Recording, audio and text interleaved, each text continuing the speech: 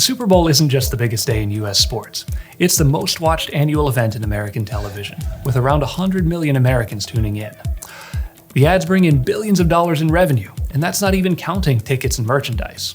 With money like that at stake, cities make a big effort to get the Super Bowl to their field.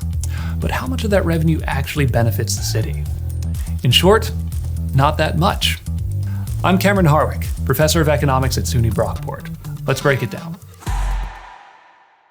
One important principle in economics is that in situations where there's a big moneymaker like the Super Bowl and lots of people coming together to make it happen, compensation tends to be based on what's called marginal product.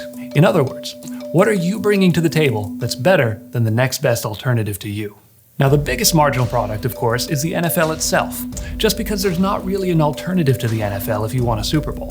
Ticket and merchandise sales, 100% of that goes to the NFL. The TV network gets the ad revenue, but they pay the NFL $2.1 billion a year for the privilege of broadcasting. The NFL even demands a tax exemption from the city before agreeing to come, meaning the city government is already losing out on any tax revenue from direct expenses. The NFL, of course, uses a lot of that money to pay its players, since the players are, after all, what makes the game fun to watch. So there's a big chunk of revenue that just never touches the city. But think about who else pitches in logistically.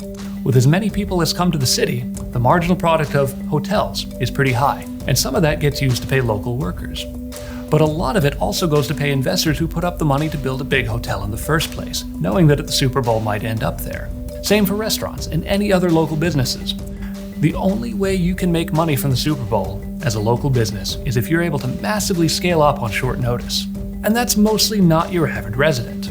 Now, how about the city government itself? In some ways, the city's bargaining position is the worst of all the parties, since the NFL can just play anywhere where there's a stadium. So cities sweeten the deal with tax breaks, subsidized stadiums, ramped up public services, and other expensive perks. By the time it's all said and done, the city government is usually in the hole. At the end of the day, hosting the Super Bowl commits the city to major investments for not a lot of local benefit. And in fact, one of the reasons the NFL is able to negotiate for such a large chunk of the revenue is because they convince cities it's an economic magic bullet. So just like how you get a better deal when buying a car if you don't act desperate, one way to make sure cities do benefit from hosting the Super Bowl is to recognize that right now, it's just not a great deal, and just be a little less eager to give taxpayer money away to the NFL. If you're interested in economics and want to learn more, check out the Department of Accounting, Economics, and Finance at SUNY Brockport.